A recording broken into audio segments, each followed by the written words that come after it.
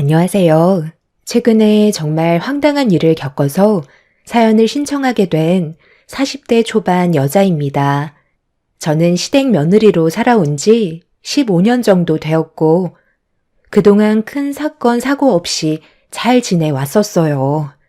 제 밑에 동서도 결혼한 지 10년 차 되었는데, 밝은 성격 탓에 항상 시댁 집안의 분위기를 담당했었어요. 시모도 동서를 아껴주셨고 거의 항상 붙어 다닐 정도로 가깝게 지냈습니다. 그렇게 잘 지내왔었는데 어느 날부터 시모와 동서의 사이에 조금씩 문제가 생기기 시작했어요.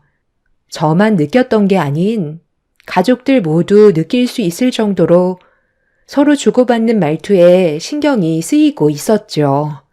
10년간 시모와 서로 웃고 잘 지내던 동서가 시모의 말에 날카롭게 받아치는 행동에 저는 너무 놀라서 따로 대화를 했었지만 속마음을 꺼내고 싶지 않은 건지 제대로 된 대답은 듣지 못했고 그냥 좀 예민해져서 그런 것 같다며 대충 둘러대고 자리를 벗어났어요. 집요하게 물어본다 해도 달라질 건 없을 것 같아 일단 지켜보기로 했었죠. 알게 모르게 학벌 때문에 시모에게 천덕꾸러기였던 동서가 시간이 지나면 다시 예전처럼 웃으면서 잘 지낼 수 있을 것 같았지만 제가 생각했던 거와 다르게 동서의 행동은 전혀 달라진 게 없었고 시모는 그런 동서에게 조금도 지적하려 하지 않았어요. 이런 상황을 묵묵히 지켜보고 계셨던 시부가 도저히 안 되겠던지 식사를 하던 도중 조용하게 한마디 하시면서 풀어나가려 하셨는데 예상하지 못한 동서의 한마디에 저는 들고 있던 숟가락을 떨어뜨릴 정도로 충격을 받고 말았습니다. 하지만 시모는 동서의 행동에 전혀 반응하지 않고 침묵을 유지하고 있었어요. 둘이 투닥투닥해도 아주 잘 지내더구만. 요즘 들어 왜 그러는 거야? 서로 안 좋은 감정들이 있으면 바로바로 풀어야지. 집안 분위기 불편하게 이게 뭐 하는 짓이야? 제가 잘못을 하지 않았는데 굳이 먼저 손을 내밀 필요는 없죠. 저도 이미 너무 큰 상처를 받은 터라 지금까지 어머님과 함께 지냈던 세월들의 배신감을 느끼고 있는 중인걸요? 아마 평생 지울 수 없을 것 같아요. 제 입으로는 말하기 싫으니까 어머님이 직접 얘기하시는 게 좋겠어요. 그렇게 해주실 거죠? 당신 작은 며느리한테 뭐 책 잡힌 거라도 있는 거야? 왜 아무 말도 하지 않는 건데? 확실히 둘 사이에 문제가 있는 거니까 최대한 빨리 해결하고 다음부터는 서로 얼굴 붉히는 일이 없어야 할 거야. 내가 큰 소리 내는 거 별로 안 좋아한다는 거 다들 잘 알고 있지? 오늘 자리가 만들어졌으니 잘 해결하고 끝내는 걸로 하자고. 동서는 시부의 말에 불편했는지 먼저 자리에서 일어나 방으로 들어가 버렸어요. 시모도 시부의 눈치를 보면서 먼저 일어나셨죠.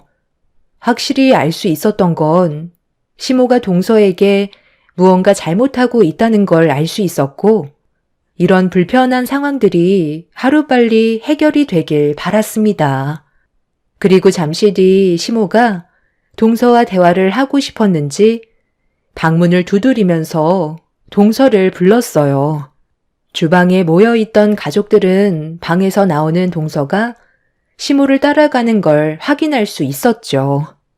그 모습을 본 가족들은 좋게 해결이 되나 싶었지만 한 10분 정도 지나자 동서가 씩씩거리면서 현관문을 쾅 닫고 들어오는데 그 소리에 놀란 가족들은 급하게 거실로 나왔고 방으로 다시 들어간 동서를 멍하니 바라만 보고 있었습니다. 그리고 뒤이어 시모가 현관문을 조심스럽게 열며 축 처진 모습으로 들어왔어요.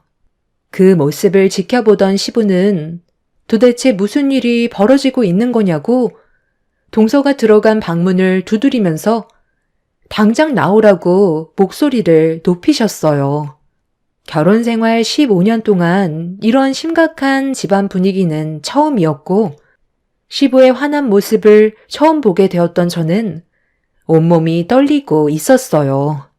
남편도 시부의 모습에 많이 놀랐는지 진정시키려 했었지만 시부는 참을 만큼 참았다면서 동서를 다시 거실 밖으로 나오게 만들었습니다. 무언가 심술이 가득한 얼굴로 고개를 돌리고 있던 동서를 바라본 남편이 서방님한테 전화를 했어요. 최대한 빨리 오는 게 좋을 것 같다고 집안 분위기를 설명해주고 있었습니다. 서방님도 이런 사실을 전혀 모르고 있는 듯한 눈치였고 확실한 건 동서가 시모에게 씻을 수 없는 상처를 받았다는 걸 확실하게 알 수 있었습니다. 서방님은 식당을 운영하고 있어서 저녁 시간이 제일 바쁘긴 하지만 집안일이 더 크기 때문에 서둘러 안 좋은 상황을 풀어주는 게 먼저였어요. 동서와 시모는 끝까지 입을 열지 않았고 거실에서는 침묵만 흐르고 있었죠. 시부는 시모에게 아무 말 없이 언제까지 서 있기만 할 거냐고 서로 최대한 좋게 문제를 풀어야 하지 않겠냐고 다시 좋게 얘기했어요. 오늘만 그랬던 것도 아니고 꽤 오랫동안 서로에게 안 좋은 감정이 쌓인 것 같은데 왜 풀지 않고 계속 담아두기만 하는 거야? 이런 식으로 행동하면 모두 다 불편해진다는 생각은 안 하는 거야? 오래 끌면 끌수록 상처는 더욱더 커지게 되는 거고 그동안 잘 지내왔던 세월들이 모두 무너지게 되는 거라고. 미안해요. 나도 그런 걸 모르는 건 아니지만 이건 작은 며느리와 단둘이 해결해야 되는 문제라서 아직 아무 말도 해줄 수가 없어요. 저희가 알아서 할 테니까 이제 그만하고 들어가 쉬세요. 너희들도 걱정하지 말고 일단 들어가 있어라. 내가 최대한 좋게 해결한 다음 나중에 설명해 줄 테니까 어서들 들어가 쉬래도. 저도 별로 얘기하고 싶지 않아요. 좋은 것도 아닌데 뭐하러 입 밖으로 까내요? 나중에 자연스럽게 알게 될 테니 너무 서두르지 마세요. 동서의 말에 시모가 확실히 무언가 책 잡힐 만한 행동을 했다는 걸 알 수 있었어요. 시부는 한숨을 내쉬더니 방문을 쾅 닫고 들어가셨고 저희도 더 이상 할 말은 없을 것 같아 일단 방으로 들어왔습니다. 남편은 무언가 고민에 빠진 듯 심각한 얼굴을 하길래 무슨 생각하냐고 물어봤는데 혼자서 고개를 절레절레 흔들며 아닐 거라고 혀를 찼어요. 제가 다시 재차 물어보는 말에 남편은 그제서야 저에게 답을 해주었고 시모의 과거에 대해 얘기해 주었죠. 당신이랑 결혼하기 전이었으니까 그때가 벌써 20년 전이네. 우리 엄마가 겉으로 봤을 땐 상당히 조용한 성격 같잖아. 대부분 그렇게 알고 있지만 사실 그건 엄마가 진짜 성격을 억누르고 있는 거거든. 아버지도 엄마의 겉모습에 반해서 결혼까지 하셨다고 했었지. 그런데 살다 보니 그게 아니었다는 게 밝혀지면서 상당히 큰 충격을 받으셨어. 그리고 엄청난 폭풍이 휘몰아쳤었지. 그날 이후 엄마는 자신의 진짜 성격을 완전히 감추면서 살았었고 단 한 번도 문제를 일으킨 적이 없었는데 재수 씨가 우리 집에 들어오면서 항상 조용하셨던 분이 말도 많아지고 얼굴에 웃음이 끊이지 않았잖아. 엄마한테 따로 얘기한 적이 있었는데 재수 씨가 엄마 젊었을 때와 성격이 너무 비슷하다는 거였어. 나는 그 말을 듣는 순간 등에서 식은땀이 나고 있었지. 엄마의 과거를 당신한테 처음 꺼내는 건데 무슨 사건이 있은 줄 알아? 과거에 엄마가 클럽 죽순이었다는 거야. 클럽에서 열리는 막춤 대회에서 우승을 휩쓸고 다닐 정도로 노는 걸 상당히 좋아했고 주량도 말술이라고 들었었어. 아버지랑 결혼하고 나선 최대한 조용히 살고 계셨는데 갑자기 변해버린 삶과 가정을 깨면 안 된다는 책임감 때문인지 스트레스를 많이 받으셨는데 어느 날 길을 가다가 과거에 항상 함께 했었던 친구를 만나게 된 거야. 너무 오래간만에 만나서 그런지 완전히 끊었던 술을 입에 대게 되었고 엄마는 분위기에 휩쓸려 클럽에 다시 발을 들이게 되었고 그동안 진짜 성격을 숨기고 살았던 엄마는 다시 그 맛을 알아보려 가족들 몰래 다니다가 결국 아버지 귀에까지 들어가게 된 거야. 그리고 한바탕 난리가 난 이후 엄마는 또다시 쥐죽은 듯 살고 계셨는데 사람 성격이 쉽게 변하는 건 아니잖아. 항상 밝고 노는 걸 좋아하는 재수 씨를 보니까 또다시 몸이 근질거리기 시작하셨나 봐. 내 추측이지만 그런 곳에 갔다가 재수 씨한테 걸린 게 아닌가 싶어. 아버지가 한 번만 더 걸리게 되면 그땐 이 집에서 쫓겨나게 될 줄 알라고 하셨거든. 그래서 재수 씨도 말을 못하고 있는 거겠지. 무슨 말을 하는지는 대충 알겠는데 그렇다고 동서가 저렇게까지 시모에게 분노하면서 화낼 필요는 없는 거잖아? 이렇게까지 표를 내야 할 이유로는 부족한 것 같은데? 남편도 제 말에 고민을 하고 있었어요. 시모가 그런 행동을 저질렀다 해도 동서가 시모를 싫어할 정도로 막대하는 건 이해가 되지 않았거든요. 항상 조용하게 지내시는 시모의 또 다른 모습을 보게 돼서 많이 놀라긴 했지만 동서와는 별개인 것 같아 보였죠. 잠시 뒤 서방님이 시댁에 도착했는지 목소리가 들리길래 거실로 나가자 동서가 집에 갈 준비를 끝낸 상태였어요. 서방님이 동서를 데리고 집으로 돌아가려 하자 남편이 동서가 무슨 일 때문에 시모와의 관계가 안 좋아졌는지 확인 좀 해달라고 대화를 주고받았어요. 저희도 집안 분위기가 좋지 않아 서둘러 집으로 돌아가게 되었죠. 어떤 상황인지 정확히 알지 못하다 보니 많이 답답했어요. 시간이 모든 걸 해결해 주길 바라고 있었는데 어느 날 시부가 쓰러지셨다는 연락을 받아 급하게 병원으로 향하게 되었죠.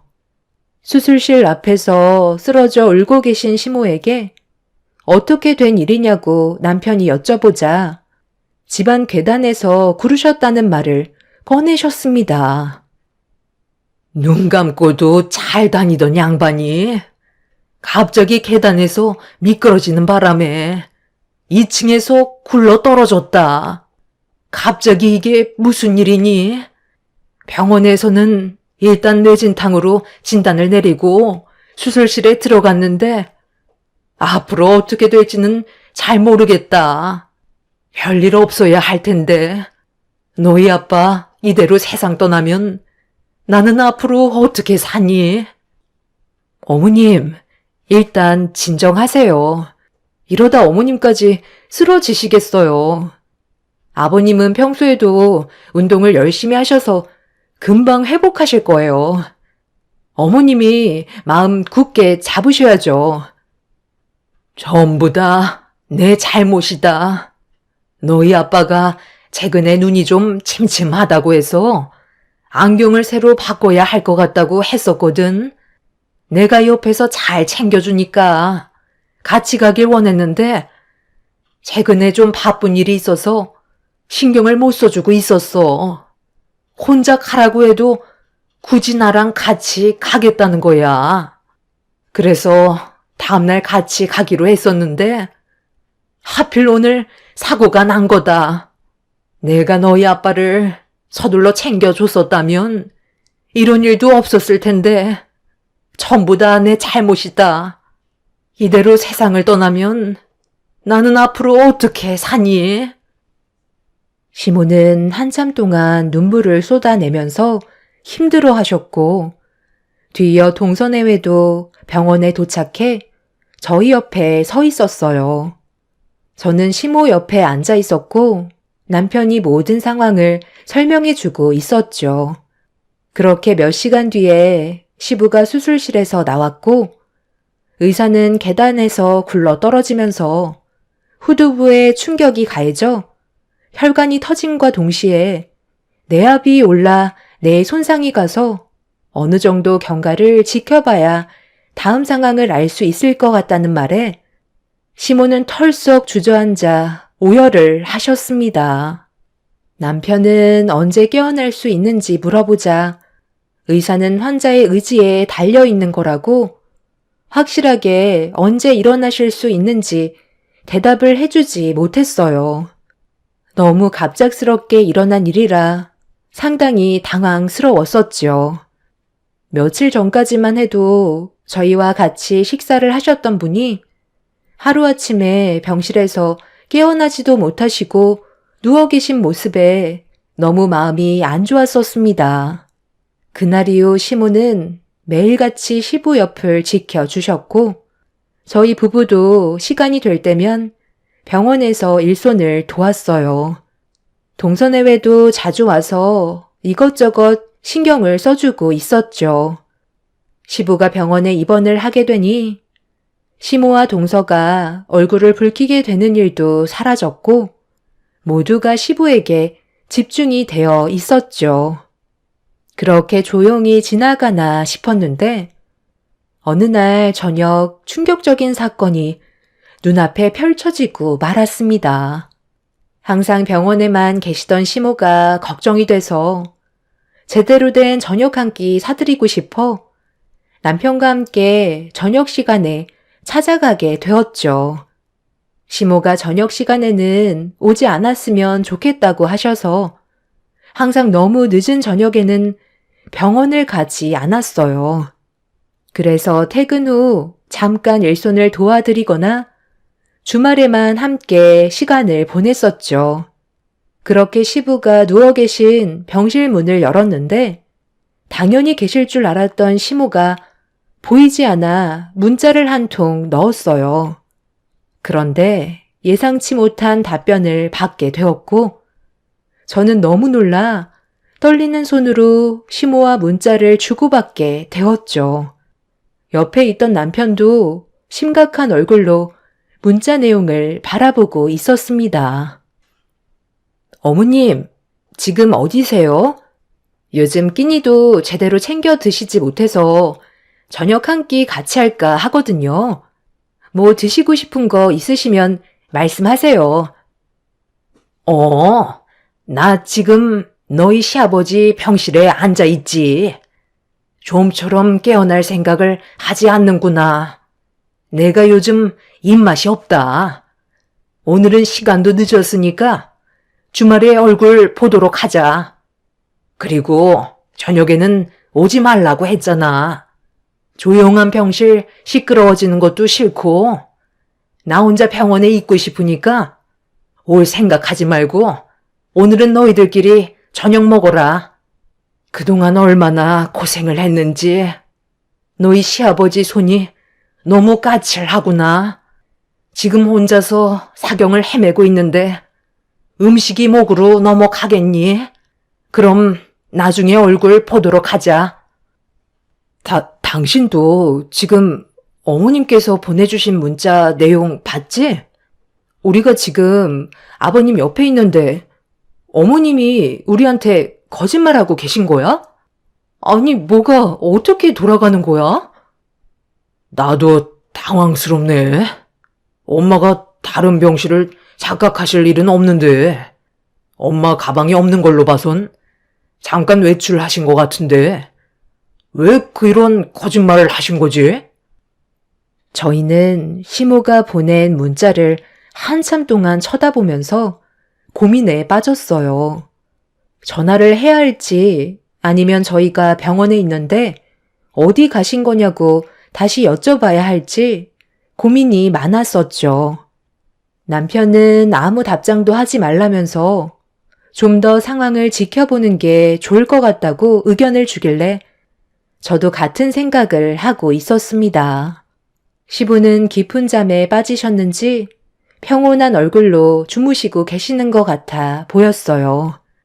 저희는 시모가 올 때까지 자리를 지키고 있었지만 저녁 12시가 될 때까지도 시모는 병원에 오지 않으시길래 무슨 일이 생긴 건지 걱정이 되고 있었죠. 남편은 일단 시모에게 전화를 하는 게 좋을 것 같다고 얘기하길래 핸드폰을 들어 시모에게 전화를 걸려는 순간 남편의 핸드폰에서 진동 소리가 울리기 시작했고 확인을 해보니 서방님한테 걸려온 전화였어요. 아무 생각 없이 통화 버튼을 누르는 순간 저희는 서방님의 한마디에 급하게 시댁으로 향하게 되었고 현관문을 여는 순간 눈앞에 충격적인 광경이 눈에 들어왔어요. 동서가 시모의 머리채를 잡고 집안을 휘저으며 한바탕 난리를 치고 있었습니다. 남편이 동서에게 뭐 하는 짓이냐고 소리를 지르는 순간 서방님이 남편의 팔을 잡아 끌어 당겼습니다. 너 정신 나갔어? 왜 내 팔을 붙잡는 건데? 엄마랑 재수 씨를 말려야 할 거 아니야? 엄마가 지금 머리채 잡혔는데 너는 아무렇지도 않아? 형, 잠깐만 기다려봐. 나도 지금 알게 된 사실이고 너무 충격적이라 어떻게 해야 할지 모르겠어. 저 사람의 말을 듣기 전까진 나도 화를 내면서 엄마 편을 들었었는데 저 사람이 한마디 하는 순간 아무것도 할 수가 없겠더라고. 형도 왜 저렇게까지 하는지 듣게 된다면 아마 지금의 마음이 달라질 거야. 다들 오셨어요? 어머님, 보이세요? 아주버님이랑 형님 오셨네요. 이제 그 사악한 실체를 드러내시죠. 언제까지 숨길 수 있다고 생각하셨죠? 내가 뭘 숨겼다고 그래? 나는 결백하고 아무 잘못도 하지 않았다고. 너희들 뭐하고 있어? 작은 며느리 좀 어떻게 해봐라. 이러다 몇 개 없는 머리털 다 뽑히겠다. 그냥 눈 감아주면 이 집 너한테 준다고 했잖아. 200평짜리 전원주택이면 과분한 거 아니니? 고졸 주제에 내 아들 잘 만났으면 감사하게 생각해야지. 감히 내 머리를 잡아? 이러고도 네가 무사할 것 같아? 마지막으로 경고하는데 네가 원하는 걸 받고 싶으면 당장 이 손 놓거라. 정말 안 놓을 거야? 제가 왜 놔줘야 되는 건데요? 그리고 누가 이 집 가지고 싶다 했어요? 고졸이라서 배운 게 없어 무식해서 죄송해요. 하지만 사람의 도리는 알고 살아왔거든요. 제가 그만하시라고 경고했죠. 어머님은 제 말을 무시했고 돌이킬 수 없는 결과를 낳았다고요. 아주버님, 형님, 지금부터 제가 하는 말 똑똑히 들어주세요. 동서의 입에서 나온 기막힌 말에 당장 뜯어 말려야 한다는 남편도 흥분을 가라앉혔고 엄청난 충격을 받았는지 휘청거리면서 털썩 주저앉아 버렸어요. 남편이 믿을 수 없다는 얼굴로 시모에게 다시 확인하려 재차 물어보자 입을 굳게 닫고 아무 말도 하지 못하고 있었어요.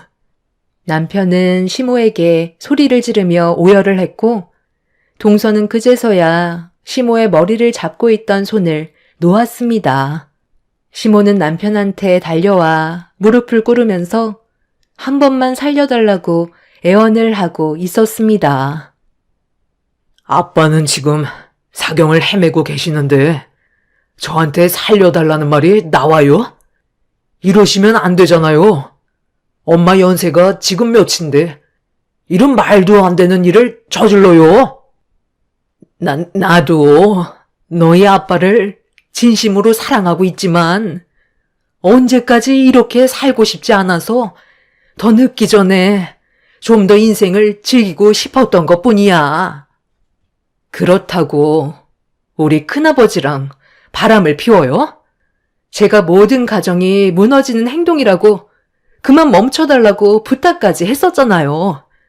아주버님 말대로 어머님이 바람 피울 나이는 지났다고요. 앞으로 살 날보다 세상 떠날 날이 훨씬 더 가까우셨으면서 남은 인생을 왜 이렇게까지 살아야 하는 건데요? 제발 여기까지만 하시라고 했잖아요. 더 나가면 저희 집안도 무너져 버린다고요. 저희 큰아버지 지금 잠적한 거 알아요? 저는 좋게 얘기하려던 것뿐이었는데 어머님이랑 함께하고 싶다고 지금 몸을 숨긴 상태라고요. 집안은 난리가 나버렸는데 제가 가만히 있을 수 있겠어요? 아직까지 과거에 얽매여서 현실과 구분을 못하면 어떡해요? 그때가 좋았어. 내 겉모습은 늙었지만 마음은 아직 이팔 청춘이라고. 그 사람은 나랑 예전에 클럽을 휘젓고 다니면서 불타는 사랑을 했던 사람이라고. 어느 날 갑자기 사라져서 삶의 의욕이 떨어져 버려 지금의 가정을 꾸리게 됐었지만 내 마음속에는 언제나 그 사람과 함께하고 있었어. 그래서 내가 너한테 부탁했잖아. 비밀로만 해주면 지금 이 집을 너한테 넘겨주겠다고. 이 집이 얼마짜리인지 알기나 해? 어차피 병원에 누워있는 그 인간은 오래 버티지 못하고 세상 떠나게 되어 있어. 의사한테 물어보니 가망이 없을 것 같다더만. 기적이 오지 않고서야 회복 불능이라는데 깨어날 수 없겠지. 나를 방해하는 사람들은 전부 다 저렇게 되는 거야. 너희 아빠가 왜 저렇게 됐는지 알아? 나를 놓아주지 않아서 그런 거야. 남은 인생 내가 하고 싶은 대로 좀 살겠다고 짐 싸서 나가려는 걸 계속 붙잡길래 살짝 밀쳤는데 계단으로 굴러버리더라고. 곧장 119에 신고를 해서 도움을 받았더라면 지금처럼 저 정도는 아니었겠지. 그런데 그 순간 나는 무슨 생각을 했는지 알아? 그냥 모른 척 해야 되는 건지 아니면 그동안 함께한 세월이 있으니까 살려줘야 하는 건지 고민이 되더라고. 그래서 나도 그 사람과 안 좋은 추억만 있던 것도 아니고 너희들 생각해서 119에 도움을 요청했던 거야. 제발 나 좀 조용히 떠나게 해주면 안 되는 거니? 저희는 시모의 말에 상당히 큰 충격을 받아 아무 말도 할 수가 없었어요. 동서의 큰 아버님과 시모가 예전에 서로 사랑하던 사이였다는 것도 믿기지 않았지만 가정을 깨면서까지 과거에 사랑했던 사람에게 돌아가려는 시모의 행동은 저희 모두를 엄청난 충격에 빠뜨렸었죠. 동서는 시모가 중심을 잡고 과거의 일들을 덮어주길 바랐었어요. 몇 번이나 부탁을 했었지만 시모는 동서의 큰 아버님과 계속해서 몰래 만남을 지속해오고 있었죠. 이런 사실을 입 밖으로 꺼내고 싶었지만 행복했던 가정이 산산조각 나는 걸 원하지 않았기 때문에 쉽게 말을 하지 못하고 있던 거였습니다. 시모도 잘못된 길을 걷고 있다는 걸 알기 때문에 아무 말도 하지 못하고 있었죠. 결국 이런 말도 안 되는 상황들이 되돌릴 수 없는 일을 만들게 된 거였고 저희는 그런 시모를 말없이 바라볼 수밖에 없었습니다. 그런데 시모가 위층을 바라보면서 다 얘기했으니 그만 나오라고 소리를 지르고 있었어요. 그러자 잠시 뒤 충격적이게도 동서의 큰 아버님이 걸어 나오셨고, 동서는 그 모습을 보며 비명을 지르고 말았습니다. 동서가 큰 아버님의 가슴을 내려치면서 집안이 무너지는 걸 원하는 거냐고 눈물을 쏟아내자 미안하다며 고개를 떨구셨어요. 미안하다. 내가 좀 더 신중했어야 했는데, 나도 과거의 추억에 젖어 저 사람과 함께했던 기억들이 떠올라 죽어있던 내 가슴이 뛰기 시작했어. 지금도 우리는 서로 진심으로 사랑하고 있다는 걸 확실하게 알 수 있었지. 하지만 나는 여기까지 하는 게 좋겠어. 당신한테 미안하지만 우리는 이어질 수 없는 사이야. 더 이상 과거의 추억 때문에 지금의 가정을 버리고 싶지 않아. 아주 잠깐 잘못된 생각을 했었지만 우리 다시 제자리로 돌아가는 게 좋을 것 같아. 정말 미안해. 뭐라고? 당신 나랑 지금까지 밤마다 함께 했었으면서 갑자기 이게 무슨 말이야?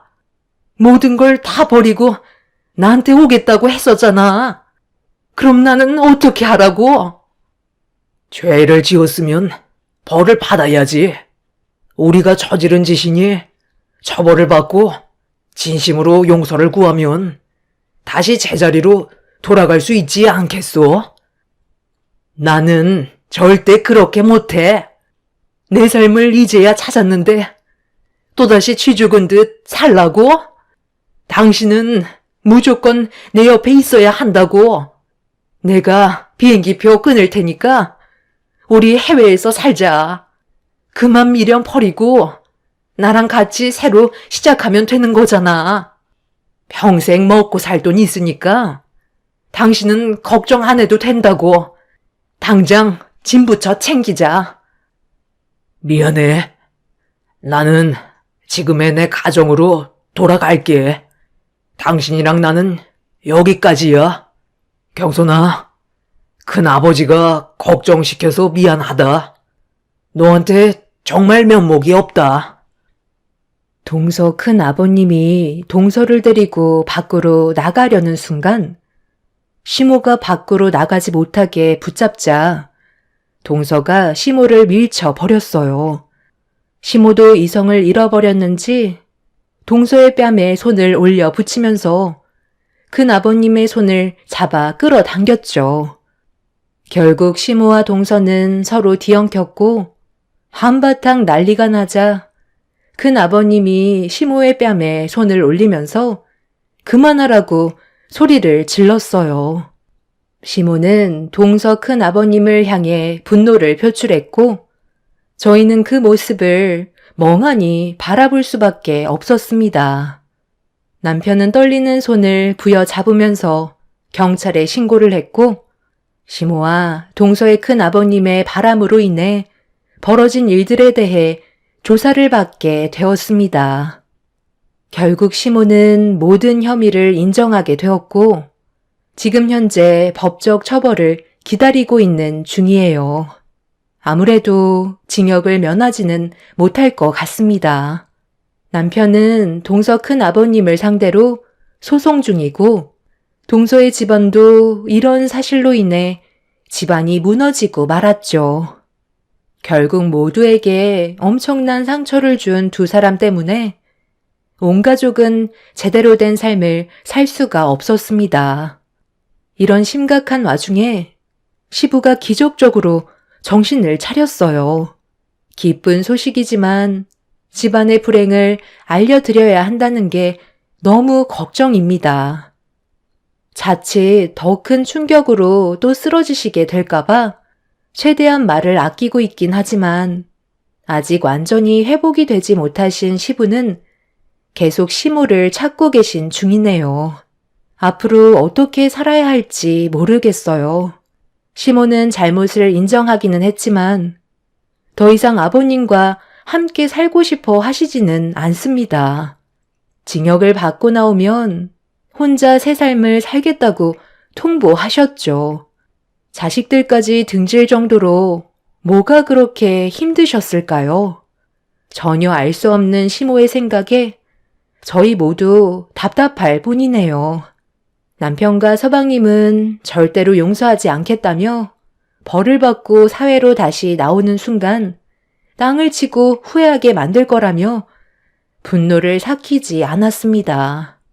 사람 인생 한 치 앞도 모른다더니 시모가 과거의 기억에 벗어나지 못하고 이런 일을 저질렀다는 게 지금도 믿어지지가 않아요. 앞으로 저희 가족에게 더 이상의 불행이 생기지 않길 바랄 뿐입니다. 하루빨리 시부가 회복이 돼서 모든 일들이 좋게 해결이 되었으면 좋겠어요. 제 사연을 들어주신 분들 감사합니다. 안녕하세요. 저는 오늘 시댁 집안에 대해 사연을 신청하고 싶어 글을 쓰게 된 40대 초반 여자입니다. 2년 전에 부모님이 한날 한시에 세상을 떠나게 되시면서 제 인생에 많은 변화가 생겼어요. 부모가 없다는 이유 하나만으로 시댁에서는 전혀 다른 태도로 저를 대하면서 많은 상처를 주었어요. 부모님이 세상 떠나기 전에도 저를 함부로 대했었지만 그래도 참고 넘어갈 수 있었어요. 그런데 제가 어떤 아픔을 가지고 있는지 뻔히 알면서 시댁 식구들은 상처난 곳을 더욱더 후벼 팠었죠. 저도 사람인지라 한 번 잃게 된 이성을 붙잡을 수는 없었고 돌이킬 수 없는 결과들로 인해 시댁 집안 또한 무너져 버리게 되었습니다. 아직까지도 부모님께서 세상을 떠나셨다는 게 믿어지지가 않아 현실을 받아들이지 못하고 있는 상태입니다.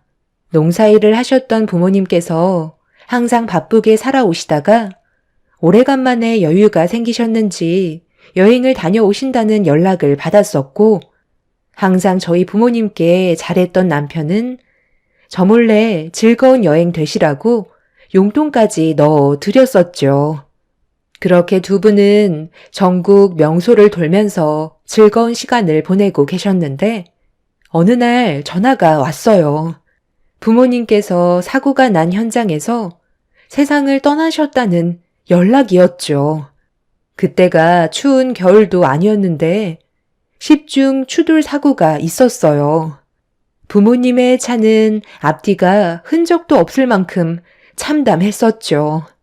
어떻게 된 상황인지 알아보니 고속도로 바닥에 살얼음이 얕게 깔려 있었는데 속도를 제어하지 못한 차들이 부모님 차량의 후미를 들이받았던 거고 저속 주행을 하시던 부모님께선 그대로 앞차와의 충돌을 피하지 못하게 되면서 세상을 떠나신 거였어요. 사고가 나기 몇 시간 전에도 부모님과 함께 통화까지 했었는데 갑자기 세상을 떠나셨다 하니 받아들일 준비가 되어 있지 않았던 저로서는 엄청난 충격으로 다가왔었죠. 그렇게 믿을 수 없는 현실이 눈앞에 펼쳐졌고 남편의 도움으로 장례를 치르는데 이 소식을 들은 시댁 식구들이 장례식장 안으로 들어왔어요. 그때 당시 정신이 정말 나가버린 저를 바라보신 시모가 하셨던 첫마디가 아직까지 기억에 남네요. 내가 언젠가 한 번은 큰 사고가 날 줄 알았다니까. 퍽하면 여행만 다니시더니 결국 이 꼴을 당하셨구만. 내 아들 돈을 그렇게 빨아가시더니 욕심이 하늘을 찌르니까 벌을 받으신 거지. 네가 이렇게 넉나가 있다고 해서 달라지는 거 하나도 없다. 그러니까 가서 어르신들 술도 좀 따라드리고 부족한 음식 채워주면서 감사함을 표해야지. 여기서 이러고 있는다고 세상 떠난 사돈분들이 다시 돌아오기라도 한다니. 너희 부모 장례를 왜 내 아들이 고생을 해야 되는 건데? 어차피 늙으면 세상 떠나는 거 조금 더 일찍 떠났다고 생각하면 되는 거지. 언제까지 영정사진 앞에서 눈물을 흘리고 있을 거야? 엄마, 뭐 잘못 드셨어요? 한 분도 아니고 두 분 다 동시에 세상을 떠나셨다고요. 위로해줘도 모자란데 오늘만큼은 말 좀 가려서 해주시면 안 돼요? 평소에 이쁜 짓을 했어야 그런 말이 나오는 거지. 제가 며느리로서 제대로 된 역할을 해왔는 줄 아니? 그동안 행실이 바르지 못했기 때문에 이런 벌을 받은 거라고. 제가 어머님한테 뭘 그렇게 잘못했길래 저희 부모님 장례식에서까지 말을 함부로 하세요? 위로해달라고 부탁한 적도 없으니까 볼일 끝나셨으면 돌아가 주세요. 저도 제정신이 아니었던 상태라 그동안 시모와의 관계가 좋지 않았던 저 또한 안 좋은 말들을 거침없이 뱉어대었죠. 그래도 저희 부모님께서 세상 떠나셨는데 시모는 위로의 한마디를 해주시기는커녕 오히려 더 상처되는 말들을 하셔서 참을 수가 없었어요. 그동안 쌓여왔던 불만들을 시모에게 쏘아댔고 저희 부모님 장례식장은 순식간에 아수라장이 되어버리고 말았습니다. 시모로 시작된 싸움은 걷잡을 수 없이 커졌고 이성을 잃은 시모는 장례식장 안의 물건들을 손에 잡히는 대로 집어 던지셨어요. 남편도 시모의 돌발 행동에 많이 당황했는지 밖으로 모시려 했지만 아주버님이 남편을 밀치면서 더 큰 화를 불러오고 말았습니다. 네가 뭔데 우리 엄마 몸에 손을 대는 거야? 당장 안 비켜? 그동안 얼마나 서운하셨으면 이렇게까지 하시겠어? 우리가 도와달라고 손 내밀었을 때 조금이라도 생각해줬다면 우리의 관계가 이 정도로 안 좋아지지 않았을 거라고. 내 말이 틀려? 서로 어려울 때 도와주는 게 가족 아니냐고. 아주버님, 말 한번 잘하셨네요. 방금 어려울 때라고 하셨어요?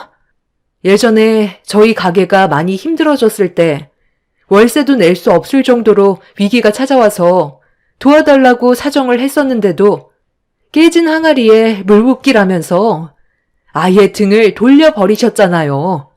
위기가 찾아왔을 때 도와주는 게 진정한 가족이라고 항상 입에 달고 사셨으면서 왜 그렇게 하신 건데요? 그때 당시 저희가 너무 상처받아서 정말 인연 끊어내고 싶었어요. 그런데 우리가 어려운 상황이 해결되고 오히려 더 장사가 잘 되니까 저희한테 뭐라도 뜯어먹고 싶어서 거머리처럼 붙어서는 떨어지지 않으려 하셨잖아요.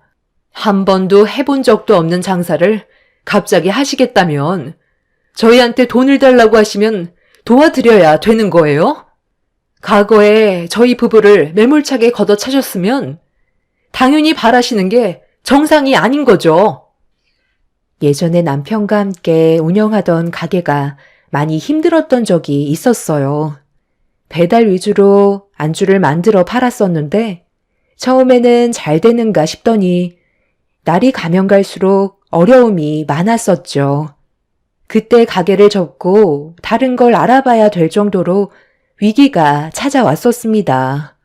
월세를 낼 수 있는 돈이 없어 몇 달치가 밀리고 보증금에서 차감을 했었을 만큼 생활고에 시달렸었죠. 그때 남편이 시댁에 도움을 요청했었어요. 이미 저희 부부는 대출도 많이 받았었고 친정 부모님한테도 돈을 빌렸던 터라 더 이상 돈 나올 구멍이 없었습니다. 조금만 더 하면 될 것 같았는데도 잘 안 되니까 남편도 많이 답답했는지 시댁에 찾아가 도와달라고 사정을 했었죠. 하지만 어차피 망한 거 돈만 날린다면서 10원짜리 하나 도와주지 않으셨어요. 그때 남편과 저는 시댁 식구들에게 많은 실망을 하게 되었고 나중에 저희가 잘 되더라도 절대로 도와주지 않겠다는 결심을 하게 되었습니다. 이런 위기에 남편과 제가 할 수 있는 건 두 발로 뛰는 것밖엔 없었어요. 어차피 망하게 될 거라면 음식들은 전부 다 폐기 처리를 해야 되기 때문에 그럴 바엔 차라리 저희 가게를 알리기 위한 하나의 도구로 사용하기로 했었죠. 마지막 발버둥이었고 저희 부부는 전단지와 함께 술과 함께 할 수 있는 안주거리를 만들어 각 집마다 돌아다니면서 전부 나눠 드렸습니다. 술집에서 안주 하나 시키다 보면 나중에 결제할 때 몇만 원이 나오잖아요. 저희는 부담스러운 가격을 확 낮췄고 굳이 나와서 술집에 가지 않아도 집에서 간단히 저희가 준비한 음식들로 간편하게 해결할 수 있다는 장점을 살려 저희 가게를 모르는 지역 분들에게 계속해서 알렸습니다. 그렇게 되자 어느덧 배달 전화가 한두 통 오게 되었고 저희 부부가 계획했던 대로 조금씩 일이 잘 풀리기 시작했어요. 거의 1년은 남은 거 없이 전부 다 퍼줬었죠. 이런 노력이 결국 좋은 성과를 가져오게 되면서 처음엔 작게 시작했던 사업이 점점 더 크게 확장이 되었습니다. 저희가 잘 되자 아주버님이 그걸 보고 배가 많이 아프셨는지 본인들도 해보겠다며 장사를 시작한다고 도와달라고 했지만 과거에 저희 부부한테 위기가 찾아왔을 때 도와주지 않았던 아픔들 때문에 일절 도움을 주지 않았어요. 시부모님께서도 아주버님을 도와주는 게 좋겠다고 하셨지만 저희는 그렇게 하지 않았었죠. 도와줬어도 아주버님은 준비 없이 무작정 시작했기 때문에 망하는 건 당연했었어요. 그런데 이 모든 걸 저희 부부에게 탓을 돌렸고 서로의 감정이 안 좋았던 상태라 연락도 하지 않고 지냈었죠.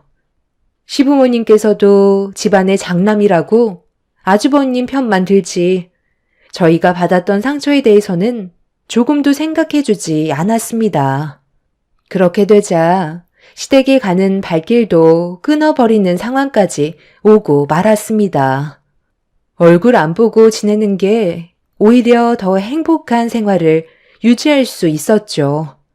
그리고 이런 생활을 유지하며 살아오던 도중에 부모님께서 갑작스런 사고로 세상을 떠나시게 된 거였고 시모는 장례식장에 오자마자 저에게 마음을 곱게 쓰지 못해서 벌을 받게 된 거라며 상처되는 말을 꺼내셨던 거였어요. 안 좋은 관계를 유지하면서 살아왔던 만큼 격한 싸움이 벌어졌었고 장례식장에서 한바탕 난리를 친 다음 시댁 식구들은 돌아가게 되었죠.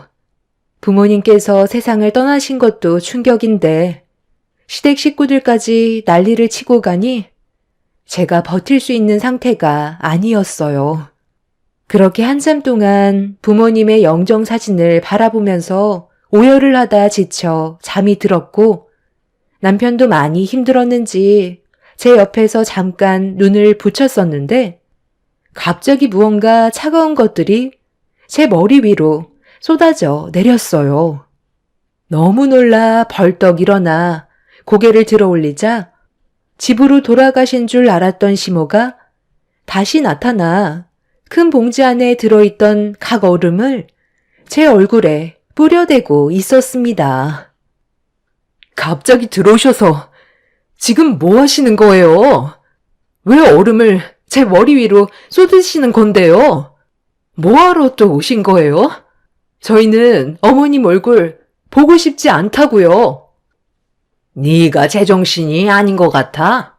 걱정돼서 정신 좀 차리라고 마트에서 얼음 한 봉지 사다가 머리에 뿌려준 건데 뭐가 잘못됐니? 부모가 세상 떠났는데 잠이나 자고 있으니 사돈분들이 얼마나 마음이 아프겠어? 장례를 치르려면 똑바로 해야 될 거 아니야? 조금 있다가 사람들 올 거니까 정신 똑바로 차리고 있어라. 시모는 갑자기 알 수 없는 말을 꺼내셨고 잠시 뒤 아주버님이 다시 들어오셨어요. 그리고 조이금함에 자리를 잡고 앉으셨죠. 남편은 뭐 하는 짓이냐고 화를 내고 있는데도 시댁 식구들은 저희 부부를 무시하고 있었어요. 그리고 뒤이어 모르는 분들이 저희 부모님 장례식장에 들어오셨고 시모의 안내를 받아 조의를 표하시더니 식사까지 하고 계셨습니다. 시모의 지인분 되시는지 끊임없이 들어오셨고 잠시 뒤 조의금 앞에 앉아있던 아주버님이 자리에서 일어나 또다시 줄지어 들어오고 있는 분들과 인사를 주고 받으셨어요. 이번에는 아주버님 지인분들처럼 보였습니다. 그리고 형님과 시부의 지인분들까지 줄줄이 들어왔고 남편과 저는 그 모습을 멍하니 바라보고만 있었습니다.